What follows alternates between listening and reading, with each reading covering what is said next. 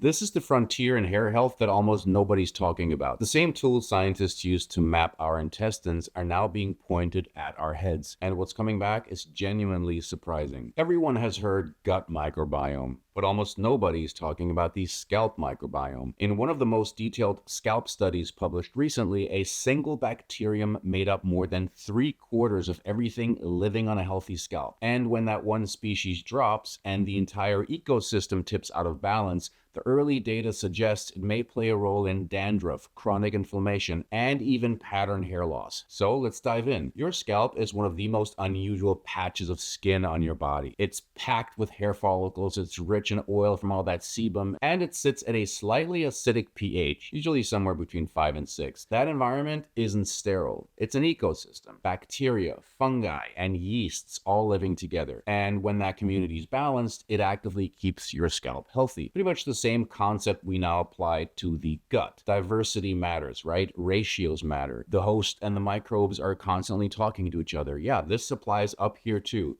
Same logic, different organ. So let's meet the residents. 3 names worth knowing because they show up in nearly every scalp study published in the last 2 years. First, Cutibacterium acnes, C. acnes for short. This is the dominant bacterium on a healthy scalp. In a 2024 study, C. acnes alone made up roughly 3/4 of the entire bacterial community in a healthy scalp. Most of what's living up there in a happy scalp is this one bacterium. Second, Malassezia or Malassezia, a genus of oil-loving yeasts that make up about 90% of the scalp's fungal community. The 2 big species are M. restricta and M. globosa. At low levels, totally normal. When they bloom, things go wrong. Third, Staphylococcus. This one includes the protective S. epidermidis and the more concerning S. aureus. So that is the core cast. And this is where the parallel to the gut gets really obvious. Your scalp microbiome makes things you need. The good bacteria produce biotin, vitamin B7,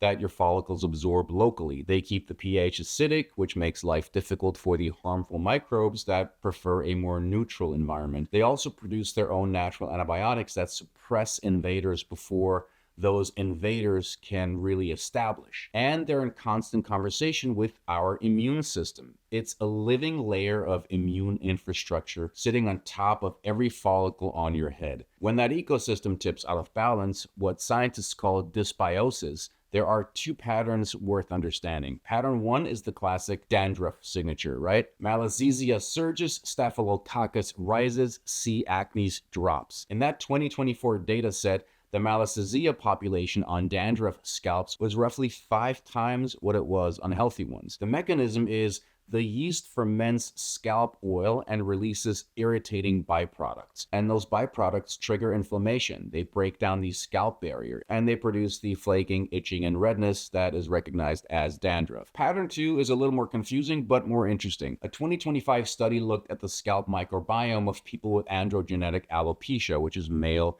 and female pattern hair loss. They found that Cutibacterium actually increased in balding scalps, probably because pattern hair loss comes with overactive oil glands, which gives C. acnes more food to grow on. But here's the part that genuinely caught attention. This imbalance was present across the entire scalp, not just in the visibly thinning areas. So it looks more like a whole scalp ecology shift than something local to where the hair is disappearing. And this is where the gut parallel gets useful because it tells us what mistakes not to repeat. In the early gut microbiome era, people kept reaching for explanations with a single villain, one bad species, one magic fix. We now know it's about community structure, ratios, the whole ecosystem. Scalp science is heading the same way. So the trajectories from broad antimicrobials, the ketoconazoles and zinc pyrithiones of the world, toward more targeted approaches that work with the microbiome rather than burning it down. So what is emerging right now? 3 things to watch if you want to be early on this like me. Number 1, the sequencing technology to study scalp microbes at the species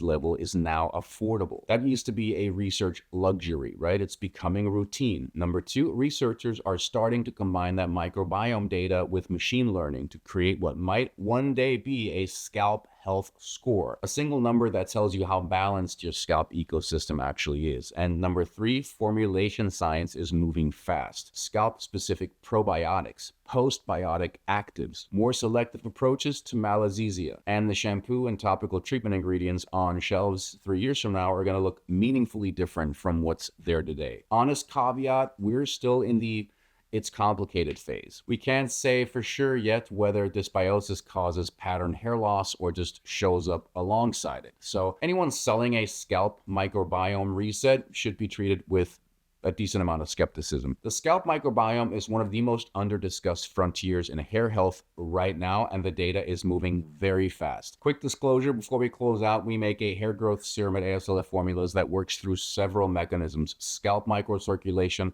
follicle stem cell activation, DHT inhibition, and antioxidant support at the follicle. None of them are microbiome based, so this is separate from everything we covered today. The core active is Densidol, a patented and award-winning microalgae complex studied for supporting follicle activity and scalp microcirculation. In comparative studies, Densidol is shown to promote a 4-fold increase in hair density versus epidermal growth factor and a 2-fold increase versus minoxidil. We pair it with Bicapil, a complex of and also soy and wheat germ extracts studied for activating follicle stem cells and prolonging the hair cycle's growth phase. And the other ingredients: rosemary leaf extract for circulation and DHT inhibition, licorice root for scalp inflammation, ginger for antioxidant support, and vitamins A and C for cell turnover and collagen. I use it a few times a week. I massage it in for about a minute and either rinse after a couple of hours or leave it on overnight and shampoo my hair in the morning. Link is in the description. Thank you for watching. I'll see you next time.